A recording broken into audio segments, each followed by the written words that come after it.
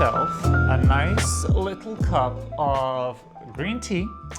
I finished my work for the day and for the week because it is Friday. Hallelujah. And I thought, what better way to decompress than to do some light plant care. So that's what we're gonna do today. We're gonna be taking care of some of my babies and we're just gonna chat. Get comfortable, grab yourself a cozy little beverage or snack, and I hope you will enjoy this video. Oh, this is still piping hot.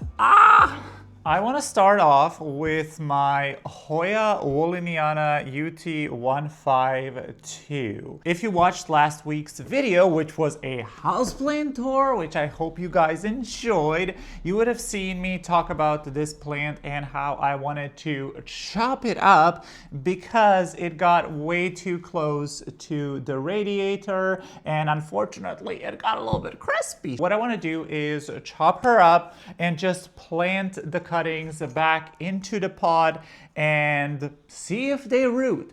I find that I have about a 70% success rate of rooting Hoyas in this way. So I am pretty sure that this will work, and I do have a pretty long vine, so I think we will be able to get a couple cuttings out of it. But my goal is to just make this plant a little bit more bushier, and hopefully I will love it a bit more. This is obviously still a very small juvenile plant, but it do have potential. So I want to bring out that potential in this plant. So first things first, we got a chopper, and I actually have some tissue paper nearby because Hoyas have this white annoying sap that they leak when you cut them. So I'm just gonna cut over here.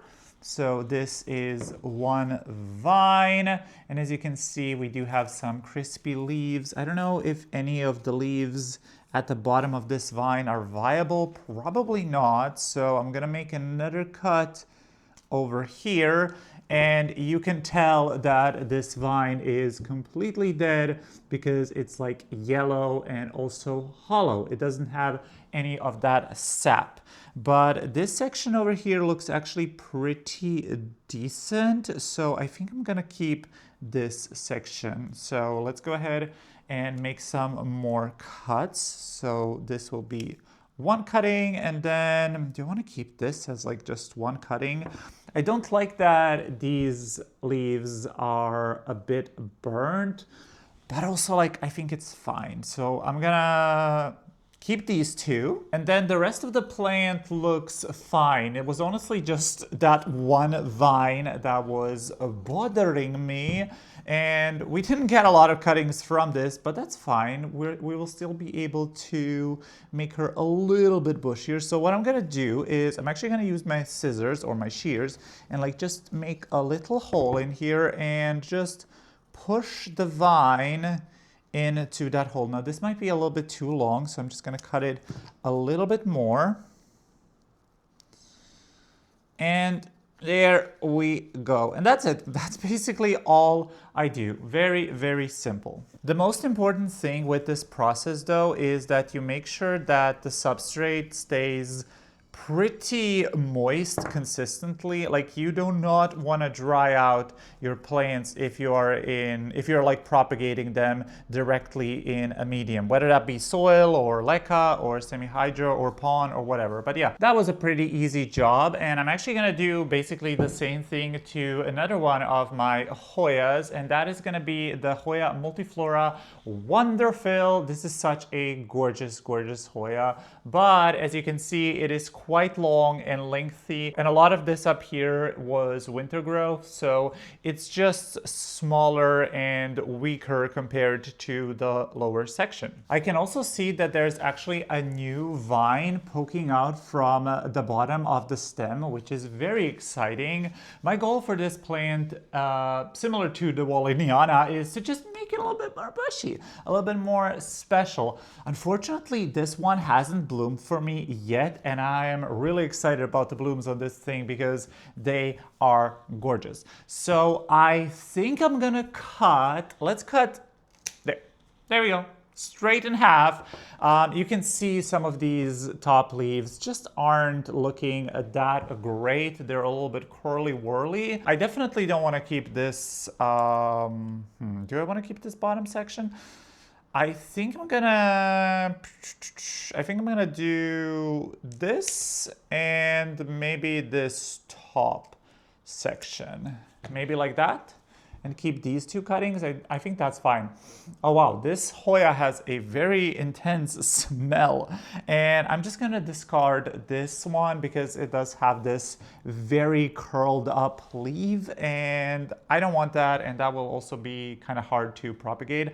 But this section did have a little peduncle, but it never bloomed, so oh well. And again, same process as before. I'm just gonna use my shears to poke a little hole. Usually I would use like a bamboo skewer or something like that, but I am way too lazy and I already have my shears over here, so might as well use them.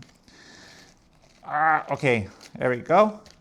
One side is in. Now, ideally, I would love if I could top this pot up with a little bit more soil, but I haven't brought my soil yet with me to this apartment. It's still back at my house, so unfortunately, I don't have any soil, which sucks because I also have some plants that I want to repot, but that ain't gonna be happening. But that's okay.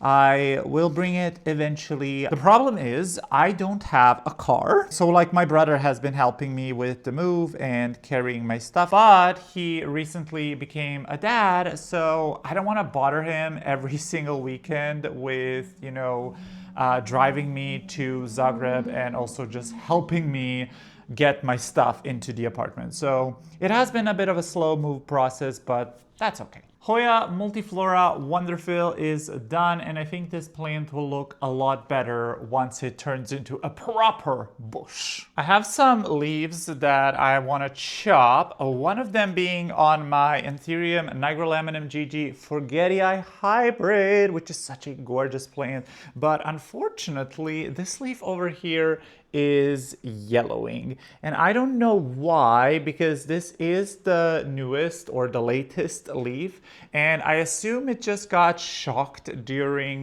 the transport. Maybe it got some cold damage, because I did move these plants on a pretty cold day, so they were in the car for a extended period of time. So I don't know what's up with that, but I'm just gonna chop it because I find it ugly. And I know there is still such a huge debate over whether you should chop your leaves or leave them. Honestly, I don't really care either way. Sometimes I leave them, sometimes I chop them. But when they're this yellowing, they're just ugly and they gotta go. However, I can see that there is a new leaf trying to emerge out of here. So hopefully the next one will be gorgeous. And I also hope that the next leaf will be a little bit bigger, because I did recently repot this plant and oh my God, I can already see some juicy roots. Look at those roots. Look at that sexy root. Oh, yes, God. I love Anthurium roots. They're just so divine. This isn't the plant tour, but I just want to show you because I'm so excited about this. But look at that, my Anthurium, I always forget the name of this thing, Ace of Spades crossed with Dresselarii is pushing out a new leaf, which I'm so excited about. This plant is so gorgeous. Like, look at that. Just freaking look at that color. I love it. I don't know how big these things can get, so I am a little bit scared of it getting potentially a bit too big, but either way, I'm excited. However, I don't expect the next leaf on this plant to be any bigger than the previous one, because it is severely root bound. This is one of those plants that I desperately need to repot.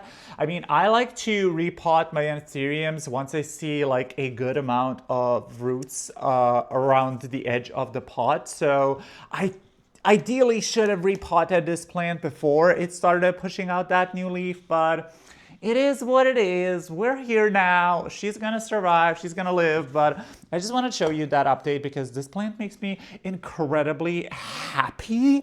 And it also just makes me want to expand my Ethereum collection a little bit. I mean, I talked about it before, but probably the plant that is at the top of my wish list right now is the Ethereum King of Spades. I really want one of those, but they're still quite freaking pricey. So I don't think I'm gonna be getting one anytime soon. Maybe I'll treat myself for my birthday with one of those. But anyway, I still have a lot of Ethereums that are doing really, really well and that I love. I am checking my Alocasia Platinum for thrips because unfortunately I have been seeing a couple of black thrips on this plant, which really sucks. I don't know why the thrips are attacking my alocasias. They were viciously attacking my dragon scales to the point where I was just so fed up with it and I chopped that plant back completely. And I don't want the same thing to happen to my platinum because I really, really love this plant. But yeah, I don't know why. The thrips have been just here all the time, and I mentioned it in my houseplant tour. I don't really like, they don't bother me as much. It's just like, why are you here? And I only see the black thrips. I do have a couple of plants with like juvenile thrips, and those are the ones that I have been dealing with for years, so I'm very familiar with those.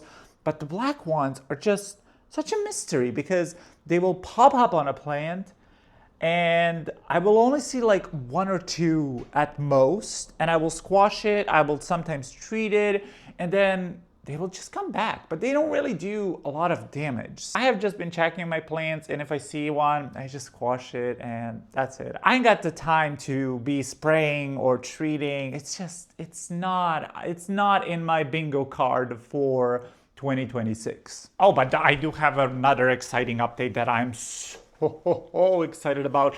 My Palithiflorum is working on a new leaf. Look at that beauty. And I hope it's gonna be long. I really hope it's gonna be a long one.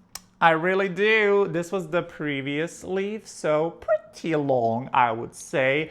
But I'm hoping that this next one is gonna be massive. I also repotted this plant not too long ago, so I do hope that the next leaf will be quite a jump up in size, and I can already see some roots at the edge of the pot, which is amazing. And this is why I love these clear freaking pots, and this is also why I love this mix that I have most of my Ethereums planted in. This is the Supreme Aeroid mix from a Plant Scraper, and I really, really love their Aeroid mix, and clearly my plants are also loving it. Before I started using this Aeroid mix, I was a firm believer in the Soil Ninja stuff. I used a lot of soil, or like primarily Soil Ninja substrates, but I found that I had some rotting issues with that substrate. I felt like it would compact a lot, but I haven't had any issues with this substrate thus far, and honestly, I would say like 90% of the plants that I have planted into this substrate are thriving. So if you are in Europe and if you're looking for a good substrate, I highly recommend the Plant Scraper Supreme Aeroid Mix. Not sponsored, I just love their products. They are very expensive though. I will say that. Their soil is heckin' expensive, but clearly it works, and like it's sustainable and all of that nonsense. You know, sometimes I feel like all of that is just marketing, but you gotta believe that people aren't lying, right? This quickly turned into like a updates video, but I just love showing you guys my plants, so I hope you don't mind. I want to see how this plant is doing. Oh my god, this is my Begonia White Ice. I love this plant, but it is one that is extremely susceptible to thrips. I would not be surprised if this plant had thrips, but they're quite hard to spot because obviously this is such a bushy plant. But I think I'm just gonna give her a shower. She is very dry. Well, not very dry. She does have some water in her reservoir, but I definitely need to top up her reservoir because this is a very, very thirsty gal. So we will probably give her a shower and also water her later on. Do I need to water this plant? I don't think so. No, she is good. And I don't know if she has thrips. Oh, sometimes I like to forcefully unfurl some of these leaves because oftentimes thrips will hide, or any pest will hide in the unfurled new leaves, which really sucks, but they're sneaky. They're sneaky little boogers. Also, speaking of the plants on this top section of my video shelf, I tried putting some additional Barina bars on the ceiling so that these plants up here can also get some light, because right now they're only getting natural light. And I realized that they would probably benefit from additional grow lights. However, it was just way too jarring. This is a small space. It's the space where I spent the majority of my time in. The other room is my bedroom, and I only like to sleep in my bedroom because I have a hard time falling asleep. So I need to have a very good sleep hygiene and need to just keep my bedroom for sleep only. But yeah, I don't know, I put the lights up there and it was just way too jarring, way too bright. It was hurting my eyes. So I decided that as of right now, I'm just gonna leave the plants up here without any grow lights and see how they will do. I put some pretty hardy plants up here, so I think they should be fine. I don't know. This room does get quite a lot of light, although it's a north-facing room. But obviously, plants do need a lot of light. It's the main thing that they need to grow and thrive. So I don't know. I'm just going to see if it works out, it works out. And if it doesn't, I will just have to find some kind of other solution. Potentially even further downsize my collection. As much as I don't want to downsize my collection any further, I just have to face the reality that having 60 plants is still a lot of plants. And you still gotta find room for them, especially when they grow, and you still gotta put in the effort and time and money it takes into carrying them or for them. So I just have to be realistic, and if something has to budge, it has to budge, and if some plants have to go, they will go. But yeah, I don't know. It's a constant battle. It's a constant back and forth between wanting to have just a jungle and a space filled with plants, but also wanting to live in this space and not be so burnt out by my plants.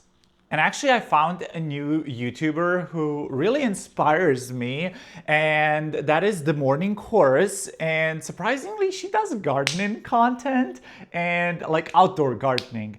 And outdoor gardening isn't something that I'm into, really. I prefer my indoor plants. However, I absolutely love her vibe. I feel like she is so relatable, and I don't know. I feel like her approach to plants and plant care, even though it's a different type of niche, it's still plants. And I really, really appreciate her approach, and I appreciate how real she keeps it. So if you are on the hunt for a new creator to watch out, I highly recommend her. She is amazing. I have been binge watching all of her videos. And I love the way that she combines cacti with flowers. It's stunning. Truly, her content is great. Highly recommended. I will link her and down below. My Aglaonema Silver Bay, the love of my life, has some yellowing leaves, so I do want to chop off those. And I am never worried about yellowing leaves, especially if they are at the bottom of the plant. I moved. Obviously, a lot of my plants, or all of my plants, are going through a big transition period. They had to travel, they had to move locations, move cities. I mean, everything is different here. Even the water is different. So seeing stuff like this is completely normal, but I'm so happy for this plant because this plant gets a lot more light now. It even gets some direct sun in the morning, so I think she will be a lot happier in this spot.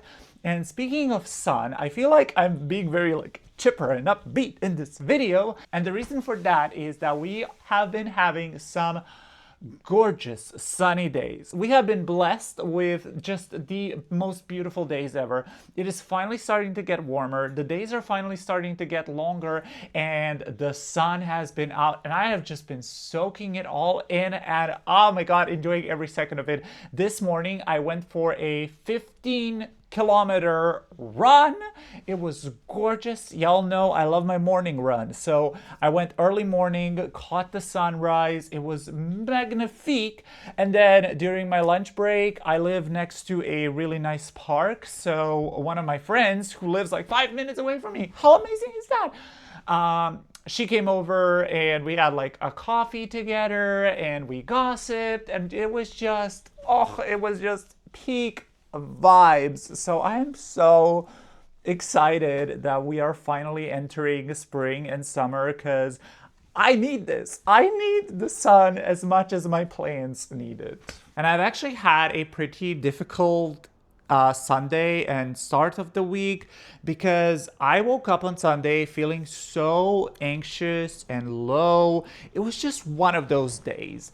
And I haven't felt one of those days in quite a long time. So I feel like it was quite devastating. And I felt like I went from a very high to a very low. And nothing particularly happened to trigger this. Sometimes I just wake up feeling like crap. And sometimes I get these random bursts of anxiety or depression. And luckily, nowadays, I know that these feelings will pass. I just need to be extremely kind to myself during those days, which is hard because I feel like my anxiety mostly stems from the fact that I feel like I'm never good enough. So whenever I get into these anxious episodes, my brain is constantly telling me how I'm not good enough, not smart enough, not talented enough, I don't make enough money, all the things. And I just feel like such a failure. And it's really hard to be kind to yourself in those moments. But I knew that it would pass. And it certainly did. It only took maybe 2 days and I was basically back to normal. And the sun is definitely a big reason for my uplifted mood right now. In general, all of the healthy routines that I have been building throughout this past year, especially I would say, my running, my healthier eating habits, strength training, my more healthy mentality towards my hobbies like plants, and also healthier mentality towards work and work-life balance. So I feel like all of those things keep me afloat. And usually winters are really difficult for me because of the dark, gloomy days. I feel like a lot of us, especially us introverted plant lovers, really go through a hard, difficult period during the winter time. But now that we are approaching spring, we are about to pop off queen, okay? We're gonna be thriving, we're gonna be blooming, we're gonna be flowering, we're gonna be gorgeous little divas, and it's gonna be amazing. So I'm really excited. It's so funny that at one point I used to have over 15 moss-pole plants, and now I only have one, which is my Burley Marks Flame. And the only reason why I'm keeping this plant on the moss pole is because this is such a special plant to me and I really do want to see those mature leaves.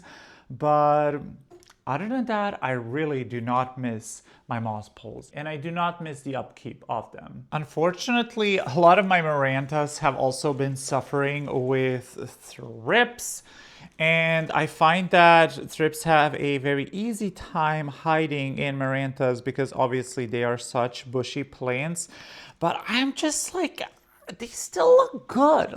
This plant has thrips, but it still looks gorgeous. So why worry? Why worry? I did also find them though on my silver band, which does suck, but again, I mean, she still looks gorgeous. I mean, there is nothing wrong with this plant. And if I do see like a very damaged leaf, I just chop it off and that's it. That's the end of that. Now, I do love that they're bushy, but sometimes it's hard finding the indicator. I do have all of these potted in semi-hydro, and if you have been on my channel for any amount of time, you will know that I love semi-hydro. Semi-hydro is such a saving grace, and honestly, I don't think I would be able to grow such beautiful, healthy looking Marantas without semi-hydro. And yeah, they're beautiful and healthy despite the thrips. Two things can coexist. I really hope my Alocasia watsoniana has a glow up this year, because this is such a cool and special plant, such a unique plant, but it is just such a finicky one. Good God.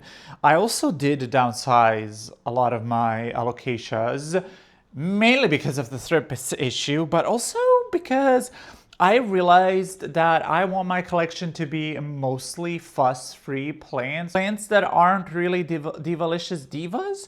And while I do love Alocasias, I do find that they just do a lot of this, you know? They do really, really great for some time, and then they just tank miserably. Good God, they're divas.